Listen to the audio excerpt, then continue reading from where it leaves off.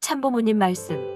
천일국주인 우리 가정은 참사랑을 중심하고 하늘 부모님의 창조이상인 천주 대가족을 형성하여 자유와 평화와 통일과 행복의 세계를 완성할 것을 맹세하나이다. 인간의 마음과 몸의 간격이 벌어지면 벌어질수록 고충이 커집니다. 거기에는 고통이 게재되고 비극이 깃듭니다. 그러므로 우리 몸과 마음의 간격을 좁혀 그것이 하나로 통일되는 때를 맞이해야 됩니다.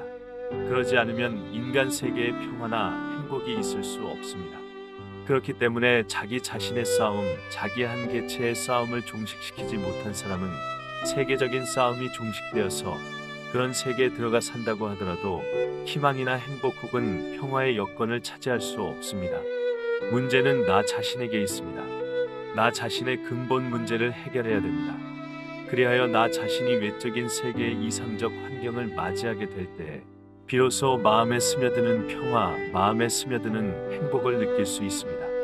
그런 터전 위에서 세계와 연결되어야 비로소 자유롭고 행복한 천국이 이루어질 수 있지, 환경이 제 아무리 갖추어졌다고 해도 자신의 문제가 해결되지 않은 입장에 있으면 어떤 행복한 환경에도 할 수 없습니다. 통일이 없는 데는 평화가 없습니다. 통일이 없는 데는 희망이 없습니다. 여러분의 마음과 몸이 하나 안 되었는데 행복합니까? 마음과 몸이 싸우는데 행복합니까? 거기에 자유가 있습니까? 서로가 잘 돌아야 됩니다. 평화는 서로 균형이 이루어져야 되는데 균형이 되어 있습니까? 여러분은 부부끼리 서로 잘 맞습니까? 여러분 부부들이 아침에 싸우고도 종일 행복합니까? 그렇지 않습니다. 통일된 기반 위에 평화가 있고 행복이 있고 자유가 있다는 것입니다. 통일이 없으면 행복도 없고 평화도 없고 자유도 없습니다. 생각 나누기. 나는 평생 세상에 낮고 구석진 곳을 찾아다녔습니다. 온샘을 일구어 씨를 뿌리고 나무를 베어 학교를 짓고 고기를 잡아 배고픈 아이들을 먹였습니다. 소련의 고르바초프 대통령을 만나 공산주의와 민주주의의 화해를 시도했고 북한의 김일성 주석을 만나 한반도의 평화를 단판 지었습니다. 또 도덕이 무너져가는 미국에 가서 청교도 정신을 일깨우는 소방수 노릇을 하며 세계의 분쟁을 막는 일에 골몰했습니다. 이슬람교도와 유대인의 화합을 위해 테러가 난무하는 팔레스타인 지역에 들어가는 걸 두려워하지 않았으며 유대교와 이슬람교, 기독교인들 수천 명을 한자리에 모아 화해의 장을 마련하고 평화 행진을 벌이기도 했습니다만 갈등은 아직도 계속되고 있습니다. 그러나 지금 나는 평화 세계가 활짝 열릴 것이라는 믿음에는 변화가 없습니다. 평화를 사랑하는 세계인으로 5쪽. 여러분은 살면서 자유, 평화, 통일, 그리고 행복에 대해 생각해 보신 적이 있으십니까? 이 중 가장 먼저 어떤 것이 먼저 해결되어야 할까요? 그 첫 번째로 통일부터 이루어야 합니다. 통일이란 작은 것에서부터 큰 것에 이르는 통일을 있습니다. 내 개인의 마음과 몸의 통일에서부터 개인과 개인, 개인과 가정, 단체, 사회, 국가, 세계로 확대하여 생각해 볼 수 있을 것입니다. 반면 통일의 반대되는 말은 경계선이라고 할 수 있습니다. 마음과 몸의 경계선에서부터 시작하여 사람과 사람의 이기주의적 경계선, 단체와 단체 간의 자신들의 이익을 중심한 경계선, 국가와 국가 간의 침범의 한계를 둔 경계선이 있기 때문입니다.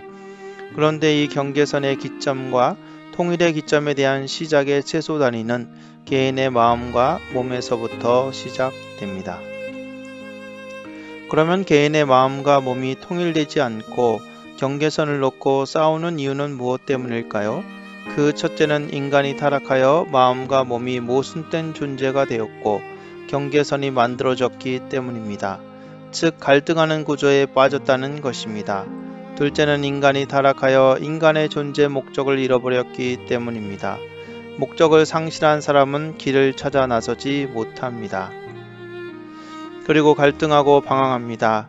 그 마음의 진리가 상실되어 있습니다. 셋째로 인간의 과도한 욕망에 의해 그 목표를 잡고 진행하면서 자신의 이익만을 앞세우면서 경계선이 만들어져 갈등하기 때문입니다. 즉 자신이 목표로 하는 일들이 과도한 욕망에 사로잡혀 있을 때 그 현실의 한계를 느낄 때입니다. 넷째, 어떤 목표의 과정 중에서 주변을 살피기 때문입니다. 자기가 진행하고 있는 일에 대하여 자신의 신념과 공동의 이익 추구보다는 자신만을 위한 길을 가다 보니 주변의 영향을 많이 받을 때입니다. 그러면 통일은 어떠한 상태입니까? 첫째, 타락을 벗어나서 자신의 정체성과 목표가 분명하여 갈등의 경계선이 없고 마음의 그림자가 없을 때입니다. 그것은 하늘 부모님을 중심에 모시고 분명한 자신의 위치를 세워 갈등하지 않을 때입니다. 둘째, 나를 위한 욕망보다 상대와 그 세계를 위해 목표를 잡고 모든 사람들이 기뻐하고 환영하며 투명한 길을 갈 때입니다. 여러분이 누구와 싸웠을 때 그 사람과의 관계가 이전과 달라진 것을 경험한 적이 있을 것입니다. 예를 들어 부부가 싸움을 하게 되면 화해를 하기 전까지는 숨도 쉬기 어려울 정도로 냉랭한 기류가 흐릅니다. 마치 보이지 않는 사슬이 몸을 감고 있는 듯 마음도 편치 않고 행동도 부자연스럽게 됩니다. 이러한 상황이 벌어지면 그 가정에는 자유도, 평화도, 행복도 사라지게 됩니다. 즉, 통일이 없으면 평화가 없고 평화가 없으면 행복도 없습니다. 그런데 싸움을 했던 부부가 서로의 진심을 확인하고 화해를 하게 된다면 상황은 180도 바뀌게 됩니다. 마치 족쇄가 풀린 듯 부부의 마음과 행동은 무척이나 자유롭게 되고 그 가정에는 평화와 행복이 찾아오게 됩니다. 결국 가정의 평화와 행복과 자유의 문제는 부부의 마음이 하나로 통일됨으로써 해결된다는 것을 알 수 있습니다. 동서고금을 막론하고 인간이라면 누구나 통일, 평화, 행복, 자유를 추구해 왔습니다. 참부모님은 이러한 가치들이 오로지 통일의 기반 위에서만 가능하다는 사실을 우리에게 가르쳐주고 계십니다. 가장 근본적으로는 마음과 몸의 통일입니다. 인간의 마음은 본래 진선미애와 같은 숭고한 가치를 추구합니다. 이러한 가치지향적인 마음과는 반대로 인간의 육신은 의식주 성과 같은 욕망을 추구하기 마련입니다. 그러다 보니 인류는 오랜 기간 마음과 몸의 싸움을 처절하게 경험하며 살아왔습니다. 본래는 마음이 몸을 주관함으로써 가치 있는 삶을 살아야 함에도 불구하고 거꾸로 몸의 욕망을 지배를 받으며 물질적이고 이기적인 욕심만을 채우는데 급급했습니다. 이러한 마음과 몸의 싸움을 그대로 인간과 인간, 인간과 사회, 인간과 자연의 싸움으로 확대되어 왔습니다. 그래서 참 부모님께서는 천주주간 바라기 전에 자아주간 완성하라는 가르침을 우리에게 주셨던 것입니다. 마음과 몸을 통일하기 위해서는 어떻게 해야 할까요? 모든 관계가 하늘 부모님의 참사랑으로 위하는 관계가 될 때 진정한 선의 세계가 실현되리라는 것입니다. 진정한 통일, 평화, 행복, 자유의 세계는 하늘 부모님을 중심에 모시고 자신을 중심한 모든 경계선을 제거해 버릴 때입니다. 그곳에서는 평화가 만들어집니다. 평화는 상대를 먼저 배려하는 입장 세울 때 가능한 것입니다. 즉 위하여 사는 문화입니다. 그 다음에 행복이 깃들게 됩니다. 행복은 나눌수록 커지는 것입니다. 나중에 문화로 나타나게 됩니다. 이렇게 통일, 평화, 행복이 깃든 곳에는 진정한 자유세계가 만들어지는 것입니다. 묵상 질문 1. 천주주간 바라기 전에 자아주간 완성을 하는 말씀의 뜻을 깊이 묵상해 봅시다. 2.